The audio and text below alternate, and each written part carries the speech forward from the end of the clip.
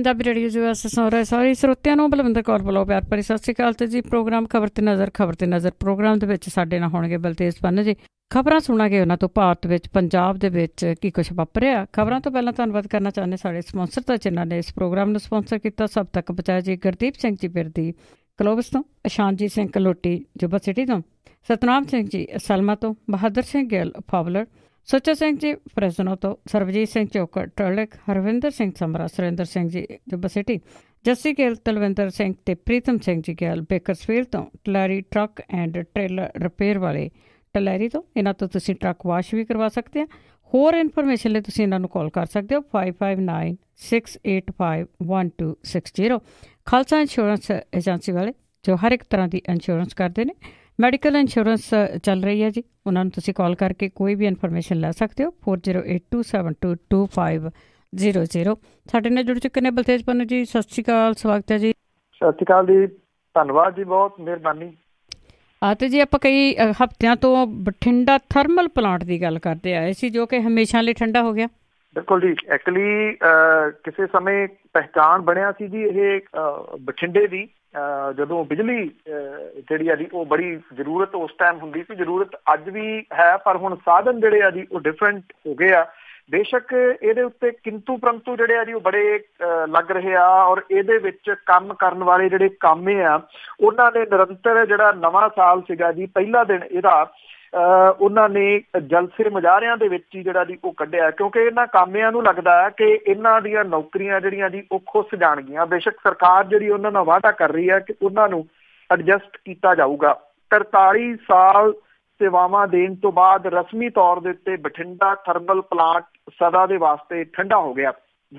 Thermal plant ਦਾ ਪਹਿਲਾ unit 22 ਸਤੰਬਰ 1974 ਨੂੰ ਚਾਲੂ ਹੋਇਆ ਸੀਗਾ। ਥਰਮਲ ਮੁਲਾਜ਼ਮ ਜਿਹੜੇ ਨੇ ਉਹਨਾਂ ਨੇ 2 ਸ਼ਿਫਟਾਂ ਦੇ ਵਿੱਚ ਡਿਊਟੀ ਤਾਂ ਦਿੱਤੀ, ਪਰ ਇਹਨਾਂ ਮੁਲਾਜ਼ਮਾਂ ਨੂੰ ਆਉਂਦੇ ਦਿਨਾਂ ਦੇ ਵਿੱਚ ਨੇੜਲੀਆਂ ਥਾਵਾਂ ਦੇ ਉੱਤੇ ਬਦਲਿਆ ਜਾਊਗਾ। ਠੇਕਾ ਮੁਲਾਜ਼ਮ ਜਿਹੜੇ ਨੇ ਜੀ ਉਹਨਾਂ ਨੂੰ ਲੱਗਦਾ ਕਿ ਉਹਨਾਂ ਦੀਆਂ ਨੌਕਰੀਆਂ ਗਈਆਂ ਕਿ ਗਈਆਂ। ਬਠਿੰਡਾ ਥਰਮਲ ਦੇ ਮੁੱਖ ਇੰਜੀਨੀਅਰ ਜਿਹੜੇ ਨੇ ਜੀ ਉਹਨਾਂ ਨੇ ਕਿਹਾ ਕਿ ਸਰਕਾਰੀ ਫੈਸਲੇ ਦੇ ਅਨੁਸਾਰ ਥਰਮਲ ਪਲਾਂਟ ਬੰਦ ਕਰ ਦਿੱਤਾ ਗਿਆ, ਜਦੋਂ ਕਿ ਪਹਿਲਾਂ ਥਰਮਲ ਨੋ ਡਿਮਾਂਡ ਕਰਕੇ ਬੰਦ ਸੀਗਾ। ਹੁਣ ਇਸ ਦੇ ਮੁੜ ਕੇ ਚੱਲਣ ਦੀ ਕੋਈ ਸੰਭਾਵਨਾ ਜਿਹੜੀ ਹੈ ਜੀ ਉਹ ਨਹੀਂ ਬਚੀ। ਇਹ ਆਪਣੀ ਜਗ੍ਹਾ ਦੇ ਉੱਤੇ ਜਿਹੜਾ ਜੀ ਬੰਦ ਹੋ ਗਿਆ, ਕਿਉਂਕਿ ਸਰਕਾਰ ਨੇ ਫੈਸਲਾ ਇਹ ਲਿਆ ਕਿ ਇੱਥੋਂ ਪਰ ਯੂਨਿਟ ਜਿਹੜੀ ਬਿਜਲੀ ਆ ਉਹ ਤਕਰੀਬਨ 11 ਰੁਪਈਏ ਜਿਹੜਾ ਜੀ 11.5 ਰੁਪਈਏ ਕਾਸਟ ਕਰਦੀ ਹੈ। ਹਾਲਾਂਕਿ ਕੰਟਰੋਵਰਸੀ ਇਸ ਗੱਲ ਦੇ ਉੱਤੇ ਵੀ ਜਿਹੜੀ ਹੈ ਜੀ ਉਹ ਚੱਲੀ ਜਾਂਦੀ ਆ ਕਿ ਜਿਹੜੇ ਸੋਲਰ ਸਿਸਟਮ ਪਿਛਲੀ ਸਰਕਾਰ ਨੇ ਉਹ ਜਿਹੜੇ ਕੰਪਨੀਆਂ ਦੇ ਨਾਲ ਕੰਟਰੈਕਟ ਸਾਈਨ ਕੀਤੇ ਉਹ 17 18 ਰੁਪਈਏ ਤੱਕ ਪਰ ਯੂਨਿਟ ਜਿਹੜੀ ਹੈ ਜੀ ਉਹ ਖਰੀਦੀ ਜਾ ਰਹੀ ਹੈ।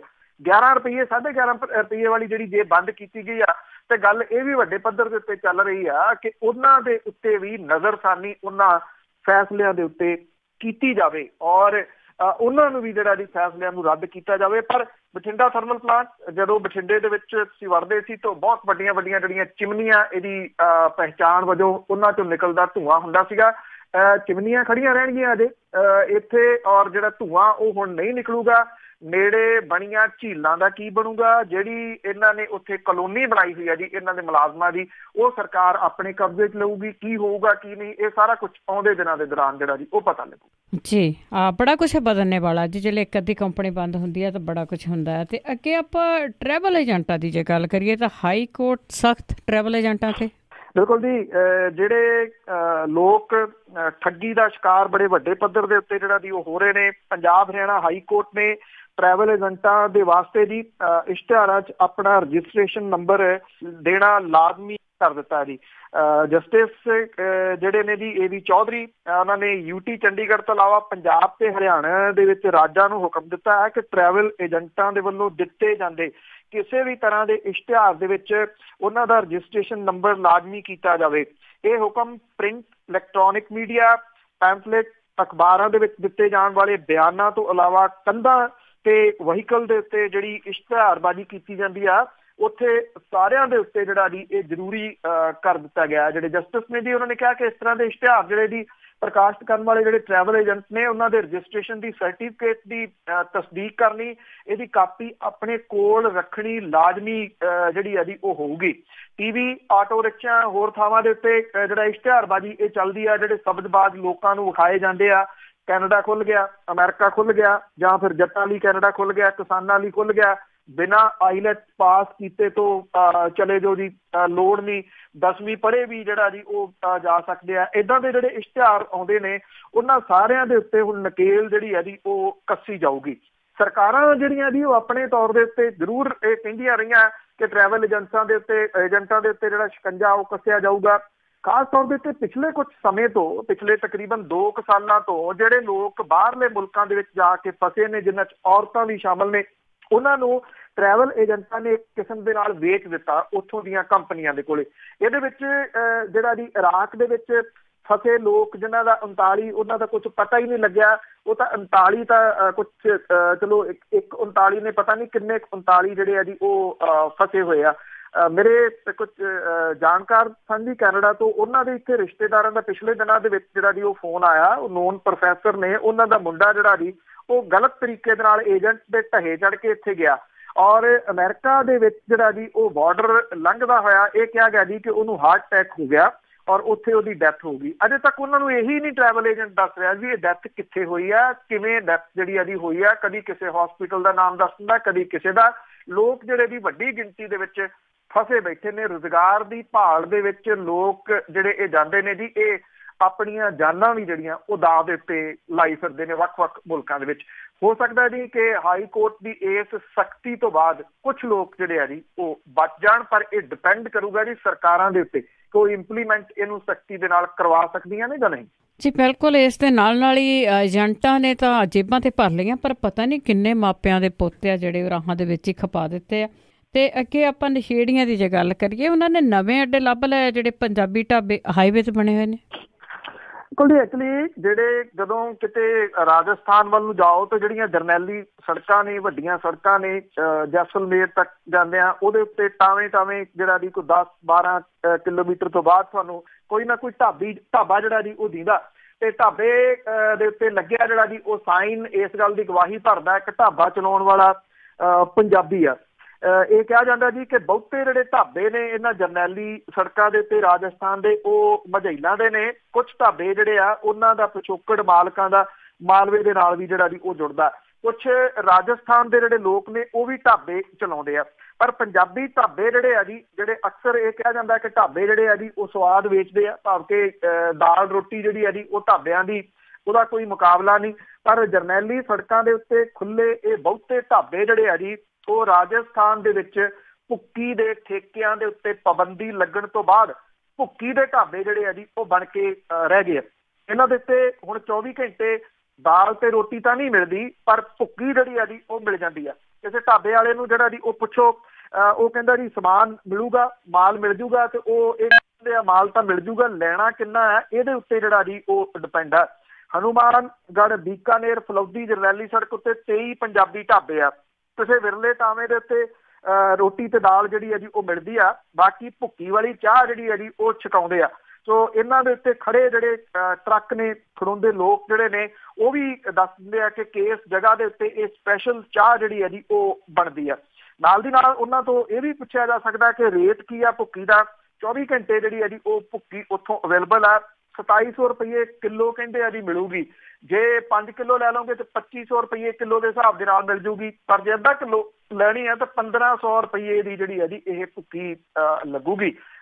ਉੱਥੇ ਢਾਬਿਆਂ ਦੇ ਉੱਤੇ ਤਾਂ ਰੱਖਦੇ ਜੀ ਥੋੜਾ ਜਿਹਾ ਮਾਲ, ਗਾਹਕ ਦੇ ਆਉਣ ਦੇ ਉੱਤੇ ਸਟਾਕ ਜਿੱਥੇ ਪਿਆ ਉੱਥੋਂ ਫਿਰ ਚੁੱਕ ਕੇ ਜਿਹੜਾ ਜੀ ਉਹ ਲਿਆ ਕੇ ਦਿੰਦੇ ਆ ਕਿ ਉਹਨੇ ਲੈਣਾ ਕਿੰਨਾ। ਜਿਹੜੇ ਇੱਥੇ ਪੱਕੇ ਭੁੱਕੀ ਦੇ ਉੱਤੇ ਲੱਗੇ ਹੋਏ ਆ ਜੀ, ਉਹ ਇੱਥੋਂ ਜਾ ਕੇ ਇਹਨਾਂ ਢਾਬਿਆਂ ਤੋਂ ਜਿਹੜਾ ਜੀ ਸੌਖਿਆਂ ਭੁੱਕੀ ਪ੍ਰਾਪਤ ਜਿਹੜੀ ਆ ਉਹ ਕਰ ਲੈਂਦੇ ਆ। ਜਿਹੜੇ ਭੁੱਕੀ ਵੇਚਣ ਵਾਲੇ ਢਾਬਾ ਮਾਲਕ ਆ ਜੀ, ਉਹ ਕਹਿੰਦੇ ਜੀ ਸਾਨੂੰ ਪੁਲਿਸ ਨੂੰ 10 ਤੋਂ 15,000 ਰੁਪਏ ਪ੍ਰਤੀ ਮਹੀਨਾ ਜਿਹੜਾ ਜੀ ਉਹ ਦੇਣਾ ਪੈਂਦਾ। 1 ਅਪ੍ਰੈਲ 15 ਤੋਂ ਭੁੱਕੀ ਦੇ ਠੇਕੇ ਸਰਕਾਰ ਨੇ ਜਿਹੜਾ ਜੀ ਉਹ ਬੰਦ ਕਰ ਦਿੱਤੇ ਸੀਗੇ। ਢਾਬੇ ਵਾਲਿਆਂ ਨੇ ਕੰਮ ਤੋੜ ਲਿਆ ਤੇ ਪੁਲਿਸ ਵਾਲੇ ਕਹੀ ਜਾਂਦੇ ਆ ਜੀ ਕਿ ਸਾਡੀ ਉਹਦੇ ਉੱਤੇ ਨਿਗਾਹ ਸ਼ਾਇਦ ਇਸ ਪੱਖ ਤੋਂ ਆ ਕਿ ਕਿਹੜਾ ਮਹੀਨਾ ਦਿੰਦਾ ਕਿਹੜਾ ਨਹੀਂ ਦਿੰਦਾ। ਜੀ ਬਿਲਕੁਲ, ਤੁਹਾਡਾ ਕੀ ਖਿਆਲ ਉਹ ਨਹੀਂ ਫੜਨਾ ਆ, ਸ਼ਾਇਦ ਇਹਨਾਂ ਦੀਆਂ ਗੱਡੀਆਂ 'ਚ ਆਉਂਦਾ ਸਾਰਾ ਕੁਛ। ਤੇ ਅੱਗੇ ਆਪਾਂ ਗੱਲ ਕਰਦੇ ਪੰਜਾਬ ਦੀ, ਜਿਸ ਤਰ੍ਹਾਂ ਤੁਸੀਂ ਸੰਘਣੀ ਧੁੰਦ ਦੀ ਵੀ ਗੱਲ ਕੀਤੀ ਪਿਛਲੇ ਦਿਨਾਂ ਦੇ ਵਿੱਚ, ਤੇ ਪੰਜਾਬ ਦੇ ਵਿੱਚ ਹੀ ਇਕੱਲੇ ਦੇ ਵਿੱਚ 13 ਜਾਨਾਂ ਗਈਆਂ ਪਹਿਲੇ ਦਿਨ ਦੇ ਵਿੱਚ ਹੀ। बिल्कुल जी, धुंध का जिहड़ा प्रकोप है जी वो निरंतर जारी आ। पंजाब, हरियाणा, दिल्ली दे विच पंजाब च बड़ी जिहड़ी जी वो संघनी धुंध पै रही आ। जे आपां तापमान वाइज करिए तां हिसार जिहड़ा जी वो हरियाणे का सब तो ठंडा रहा, 1 डिग्री तक तापमान जिहड़ा सीगा जी वो डिग पिया इत्थे। पंजाब दे विचों बठिंडा फिर एक बारी जिहड़ा जी वो ठंडा रहा, इत्थे भी 1.5 जिहड़ा सीगा जी वो तापमान डिग पिया। उंज वैसे आदमपुर सब तो ठंडा हुंदा पर उत्थे 2.2 तकरीबन जिहड़ा सीगा जी वो रहा। लुधियाना, फरीदकोट, हलवारा, अमृतसर सारी जगह जिहड़ी जी वो धुंध पई। इस धुंध ने ਜਿਹੜੇ तेज रफ्तार चलाउण वाले ड्राइवर ने उन्हां ने ਜਿਹੜੀਆਂ ਦੀ ਉਹ ਜਾਨਾਂ ਲਈਆਂ। ਪੰਜਾਬ ਦੇ ਵਿੱਚ ਬਿਆਸ, ਤਰਨਤਾਰਨ, ਅੰਮ੍ਰਿਤਸਰ, ਹੁਸ਼ਿਆਰਪੁਰ ਦੇ ਵਿੱਚ ਸੜਕ ਹਾਦਸੇ ਵਾਪਰੇ। ਨਵੇਂ ਸਾਲ ਦੇ ਦਿਨ ਪਹਿਲੇ ਦਿਨ ਜਿਹੜੀਆਂ ਸੀਗੀਆਂ ਜੀ 13 ਜਾਨਾਂ ਕੱਲੇ ਪੰਜਾਬ ਦੇ ਵਿੱਚ ਸੜਕਾਂ ਦੇ ਉੱਤੇ ਹੀ ਜਿਹੜੀਆਂ ਉਹ ਗਈਆਂ। ਜਲੰਧਰ ਅੰਮ੍ਰਿਤਸਰ ਰੋਡ ਦੇ ਉੱਤੇ ਬਿਆਸ ਦੇ ਵਿੱਚ ਗੰਨਿਆਂ ਦੀ ਭਰੀ ਟਰਾਲੀ ਦੀ ਹੁੱਕ ਟੁੱਟ ਗਈ, ਪਿੱਛੇ ਆਉਂਦੀ ਕਾਰ ਜਿਹੜੀ ਸੀਗੀ ਜੀ ਉਹਦੇ ਨਾਲ ਜਾ ਟਕਰਾਈ। 7 ਜਾਣੇ ਉਹਦੇ ਵਿੱਚ ਬੈਠੇ ਸੀਗੇ, 4 ਦੀ ਇਹਦੇ ਵਿੱਚੋਂ ਮੌਤ ਹੋ ਗਈ। 4 ਜਾਣੇ ਜਿਹੜੇ ਸੀਗੇ ਜੀ ਉਹ ਸਖਤ ਫੱਟੜ ਹੋਏ ਜਿਹੜੇ ਕਿ ਅੰਮ੍ਰਿਤਸਰ ਵੱਲ ਨੂੰ ਜਾ ਰਹੇ ਸਨ। ਤਰਨਤਾਰਨ ਦੇ ਪਿੰਡ ਰਸੂਲਪੁਰ ਦੇ ਨੇੜੇ ਸੜਕ ਹਾਦਸਾ ਵਾਪਰਿਆ ਜੀ। ਇੱਥੇ ਜਿਹੜਾ ਸੀਗਾ ਜੀ ਕਾਰ ਦਾ ਚਾਲਕ ਤੇ ਉਹਦੇ ਵਿੱਚ 2 ਜਾਣੇ ਬੈਠੇ ਹਸਬੈਂਡ ਵਾਈਫ ਜਿਹੜੇ ਸੀਗੇ ਜੀ ਉਹਨਾਂ ਦੀ ਮੌਤ ਹੋ ਗਈ। ਇਹ ਇਸ ਤੋਂ ਇਲਾਵਾ ਜਿਹੜਾ ਜੀ ਅੰਮ੍ਰਿਤਸਰ ਦੇ ਵਿੱਚ ਇਸੇ ਤਰ੍ਹਾਂ ਦਾ ਹਾਦਸਾ ਵਾਪਰਿਆ ਜੀ, ਜਿੱਥੇ ਇੱਕ ਇੰਡਿਕਾ ਕਾਰ ਜਿਹੜੀ ਸੀਗੀ ਜੀ ਉਹਨੇ ਮੋਟਰਸਾਈਕਲ ਨੂੰ ਥੱਲੇ ਲੈ ਲਿਆ, ਜਿਹਦੇ ਨਾਲ 2 ਜਾਣੇ ਇਹਦੇ ਉੱਤੇ ਬੈਠੇ ਜਿਹੜੇ ਸੀਗੇ ਜੀ ਉਹਨਾਂ ਦੀ ਮੌਤ ਹੋ ਗਈ। ਮੋਗੇ ਦੇ ਨੇੜੇ ਜਿਹੜਾ ਦੀ ਹਾਦਸਾ ਵਾਪਰਿਆ। ਹੁਸ਼ਿਆਰਪੁਰ ਦੇ ਵਿੱਚ ਜਿਹੜਾ ਜੀ ਇੱਕ ਵਿਆਹ ਤੋਂ ਪਰਤ ਰਿਹਾ ਜਿਹੜਾ ਜੋੜਾ ਸੀਗਾ ਉਹ ਪਤੀ ਪਤਨੀ ਦੀ ਜਿਹੜੀ ਜੀ ਉਹ ਡੈਥ ਹੋ ਗਈ। ਇਹ ਜਿਹੜਾ ਜੀ ਬਸੀ ਵਜੀਦ ਦੇ ਨੇੜੇ ਜਿਹੜਾ ਦੀ ਹਾਦਸਾ ਵਾਪਰਿਆ, ਜਿਹੜੀ ਉਹਨਾਂ ਦੀ ਤੇਜ਼ ਰਫ਼ਤਾਰ ਕਾਰ ਸੀ ਅੱਗੋਂ ਟਰੱਕ ਦੇ ਨਾਲ ਉਹਦੀ ਟੱਕਰ ਹੋ ਗਈ ਜਿਹੜੇ ਦੀ ਉਹ ਦੱਸੀ ਜਾਂਦੀ। ਸੋ 11 ਜਿਹੜੇ ਲੋਕ ਸੀਗੇ ਜੀ ਉਹ ਪੰਜਾਬ ਦੀਆਂ ਸੜਕਾਂ ਨੇ ਨਿਗਲੇ। ਠੀਕ ਹੈ ਕਿ ਸੜਕਾਂ ਵੀ ਕਿਤੇ ਨਾ ਕਿਤੇ ਜ਼ਿੰਮੇਵਾਰ ਨੇ, ਪਰ ਵੱਧ ਜ਼ਿੰਮੇਵਾਰ ਜਿਹੜੇ ਨੇ ਜੀ ਉਹ ਰੂਲ ਰੈਗੂਲੇਸ਼ਨ ਨਾ ਮੰਨਣ ਵਾਲੇ ਲੋਕ। ਉਹ ਨਹੀਂ ਇਸ ਗੱਲ ਦੀ ਪਰਵਾਹ ਕਰਦੇ ਕਿ ਅੱਗੇ ਵਿਜ਼ਿਬਿਲਿਟੀ ਕਿੰਨੀ ਆ ਤੇ ਅੱਗੋਂ ਜਿਹੜਾ ਆਉਂਦਾ ਵਹੀਕਲ ਆ ਉਹ ਕਿੰਨੀ ਸਪੀਡ ਦੇ ਉੱਤੇ ਆ ਰਿਹਾ। ਇਹ ਜੱਜਮੈਂਟ ਜਿਹੜੀ ਹੈ ਜੀ ਉਹ ਨਾ ਬਣਾ ਸਕਣੀ ਪੰਜਾਬ ਦੀਆਂ ਸੜਕਾਂ ਦੇ ਉੱਤੇ ਮੇਨ ਹਾਦਸੇ ਨੇ। ਚਲੋ ਇਹ ਤਾਂ ਧੁੰਦ ਦੇ ਨਾਲ ਜਿਹੜਾ ਜੀ ਆਪਾਂ ਕਹਿ ਦਿੰਦੇ ਕਿ ਇਹਦੇ ਹਾਦਸੇ ਵਾਪਰੇ, ਅਦਰਵਾਈਜ਼ ਪੰਜਾਬ ਦੀਆਂ ਜਿਹੜੀਆਂ ਸੜਕਾਂ ਨੇ ਉਹ ਪਤਾ ਹੀ ਹੈ ਸਭ ਨੂੰ ਅਨਸੇਫ ਨੇ। ਇਹ ਐਵਰੇਜ ਜਿਹੜੀ ਹੈ ਜੀ ਇਹ ਰੋਜ਼ ਦੀ ਤਕਰੀਬਨ ਇੰਨੀ ਹੈ, ਦਰਜਨ ਦੇ ਕਰੀਬ ਲੋਕ ਜਿਹੜੇ ਆ ਉਹ ਮੌਤ ਦੇ ਮੂੰਹ ਪੰਜਾਬ ਦੀਆਂ ਸੜਕਾਂ 'ਤੇ ਜਾ ਪੈਂਦੇ ਆ ਜੀ। ਬਿਲਕੁਲ, ਇਹਨਾਂ ਦਿਨਾਂ ਦੇ ਵਿੱਚ ਤਾਂ ਬਹੁਤ ਹੀ ਜ਼ਿਆਦਾ। ਤੇ ਅੱਗੇ ਆਪਾਂ ਗੱਲ ਕਰਦੇ ਹਾਂ ਫਤਿਹਗੜ੍ਹ ਸਾਹਿਬ ਦੇ ਵਿੱਚ ਅਖੰਡ ਪਾਠ ਗੋਦ ਲਿਆ ਗਿਆ। ਮੈਂ ਪਹਿਲੀ ਵਾਰ ਹੀ ਸੁਣਿਆ, ਪਰ ਇਸ ਦੀ ਚਰਚਾ ਬਹੁਤ ਹੋ ਰਹੀ ਹੈ। ਬਿਲਕੁਲ ਜੀ, ਸੁਣਿਆ। ਇਹ ਪਹਿਲੀ ਵਾਰੀ ਬਹੁਤਿਆਂ ਨੇ ਜਿਹੜਾ ਜੀ ਉਹ ਸੁਣਿਆ ਕਿ ਇਹ ਨਵੀਂ ਨਕੋਰ ਮਰਿਆਦਾ ਜਿਹੜੀ ਹੈ ਜੀ ਉਹ ਕਿਵੇਂ ਕੱਢ ਮਾਰੀ ਸ਼੍ਰੋਮਣੀ ਗੁਰਦੁਆਰਾ ਪ੍ਰਬੰਧਕ ਕਮੇਟੀ ਨੇ।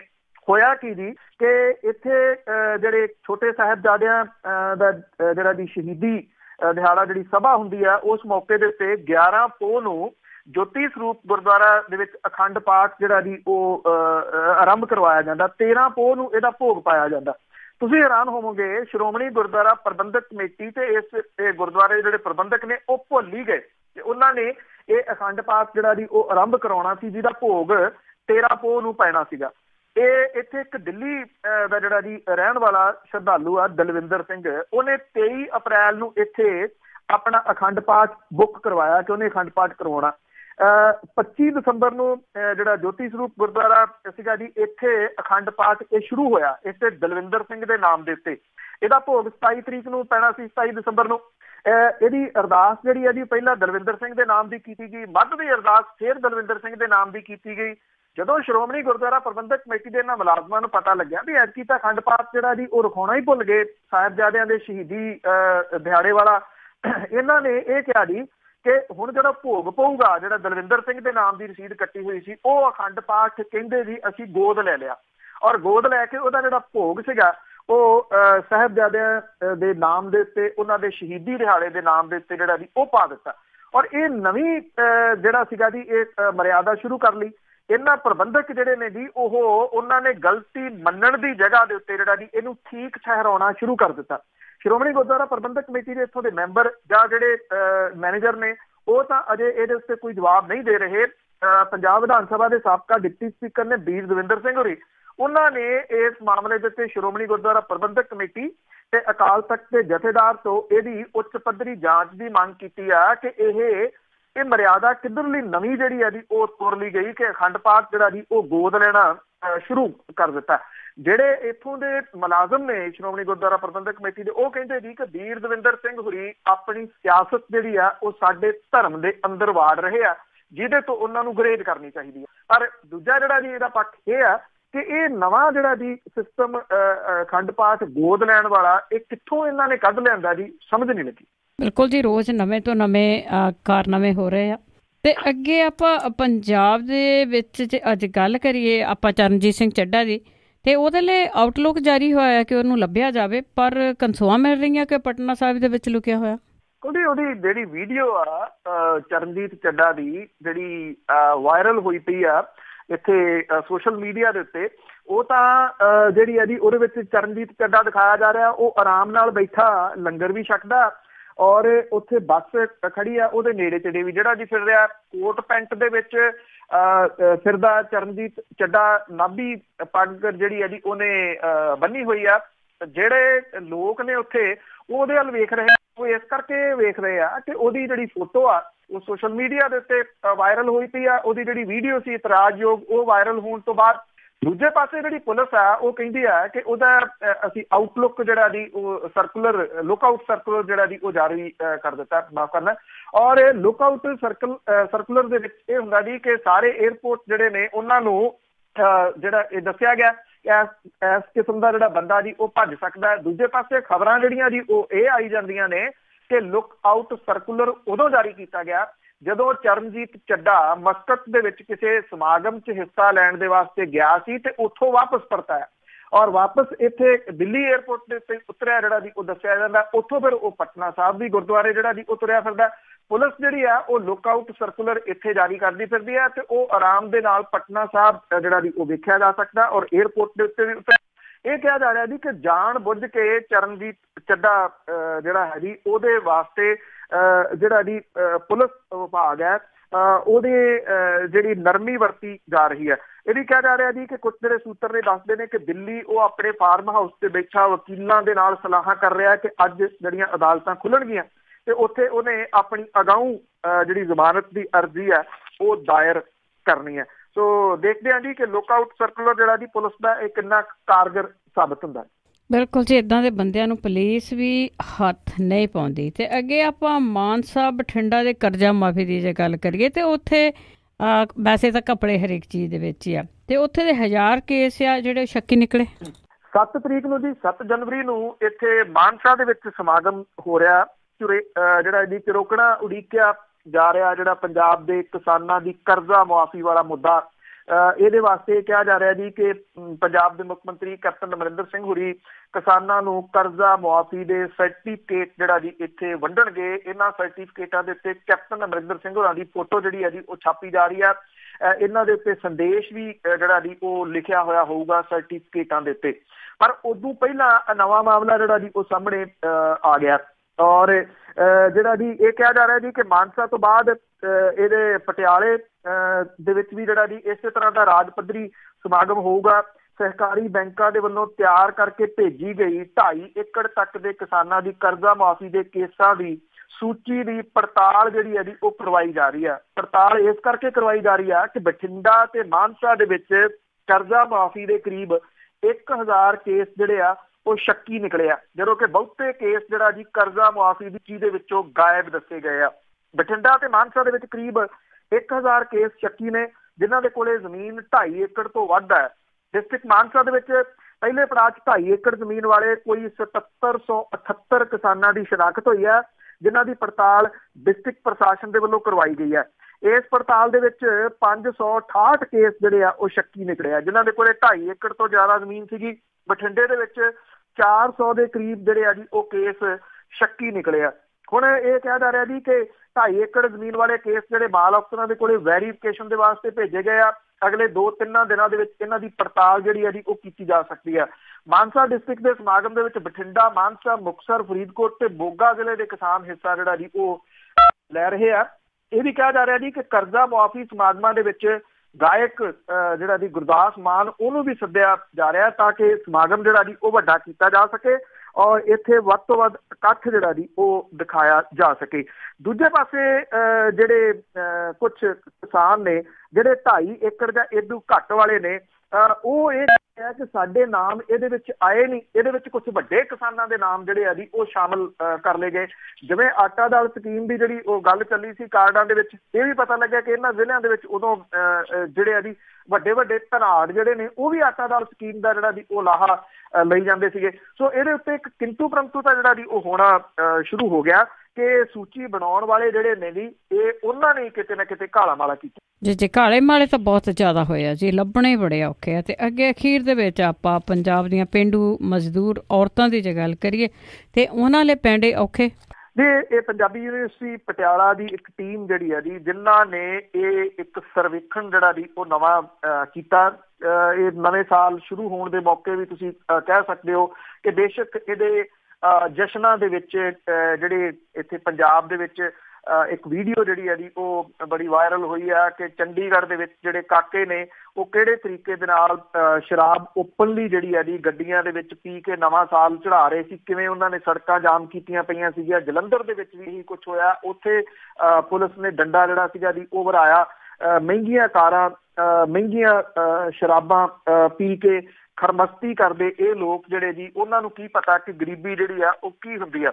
ਇਹ ਜਿਹੜੇ ਸਰਵੇਖਣ ਆ ਜੀ ਉਹ ਇੱਕ ਬਿਲਕੁਲ ਡਿਫਰੈਂਟ ਪੱਖ ਜਿਹੜਾ ਜੀ ਉਹ ਗਰੀਬ ਲੋਕਾਂ ਦਾ ਪੇਸ਼ ਕਰ ਰਿਹਾ ਕਿ ਪੰਜਾਬ ਦੀਆਂ ਜਿਹੜੀਆਂ ਪੇਂਡੂ ਮਜ਼ਦੂਰ ਔਰਤਾਂ ਨੇ ਉਹ ਖਬਰਾਂ ਸਿਆਸੀ ਬਹਿਸਾਂ ਤੋਂ ਦੂਰ ਆਪਣੇ ਪਰਿਵਾਰ ਦੀ ਜਿਹੜੀ ਜੀਵਨ ਦੀ ਗੱਡੀ ਹੈ ਜੀ ਉਹ ਅੱਗੇ ਤੋੜਨ ਦੇ ਵਾਸਤੇ ਜੀਵਨ ਖਪਾ ਰਹੀਆਂ ਨੇ ਜੀ।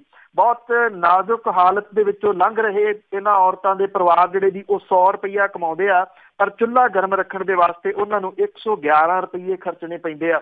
ਇਹ ਵਖਰੇਵਾਂ ਇਹਨਾਂ ਪਰਿਵਾਰਾਂ ਨੂੰ ਹੋਰ ਕਰਜ਼ਾਈ ਕਰੀ ਜਾ ਰਿਹਾ। ਹਰ ਪਰਿਵਾਰ ਦੇ ਸਿਰ ਦੇ ਉੱਤੇ ਤਕਰੀਬਨ ਜਿਹੜਾ ਉਹ 54,000 ਰੁਪਈਏ ਦਾ ਕਰਜ਼ਾ ਹੈ।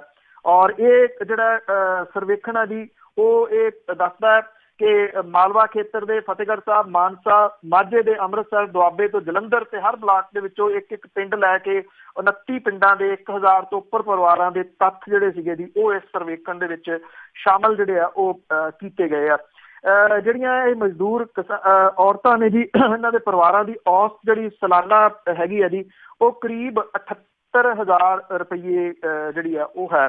ਪਰ ਮਹੀਨਾ 6433 ਰੁਪਈਏ ਆ ਕੇ 211 ਰੁਪਈਏ ਰੋਜ਼ ਆ ਜੀ। 5 ਮੈਂਬਰਾਂ ਦੇ ਜਿਹੜੇ ਪਰਿਵਾਰ ਨੇ ਉਹਨਾਂ ਦੇ ਵਿੱਚੋਂ ਪ੍ਰਤੀ ਜੀ ਜਿਹੜੀ 42 ਰੁਪਈਏ ਰੋਜ਼ ਖਰਚੇ ਦੇ ਨਾਲ ਕੰਮ ਚਲਾਇਆ ਜਾ ਰਿਹਾ ਜੀ, ਸਿਰਫ 42 ਰੁਪਈਆਂ ਦੇ ਨਾਲ। ਔਰ ਖਰਚਾ ਜਿਹੜਾ ਜੀ ਤਕਰੀਬਨ ਔਸਤਨ ਜਿਹੜਾ ਜੀ ਉਹ 86,000 ਰੁਪਈਏ ਸਾਲਾਨਾ ਹੈ। ਪਰ ਜੀ ਸਾਲਾਨਾ ਜਿਹੜਾ ਖਰਚਾ ਜੀ ਉਹ 18,417 ਰੁਪਈਏ ਤੇ ਪਰਿਵਾਰ ਦਾ ਰੋਜ਼ਾਨਾ ਖਰਚਾ 234 ਰੁਪਈਏ ਤੇ 5 ਜੀਆਂ ਦੇ ਪਰਿਵਾਰ ਦੇ ਵਿੱਚੋਂ ਪਰ ਜੀ 47 ਰੁਪਈਏ ਖਰਚਾ ਹੈ। ਔਰ ਪਰਿਵਾਰ ਜਿਹੜਾ ਜੀ ਰੋਜ਼ 23 ਰੁਪਈਏ ਦਾ ਘਾਟਾ ਸਹਿ ਕੇ ਗੁਜ਼ਾਰਾ ਕਰ ਰਿਹਾ।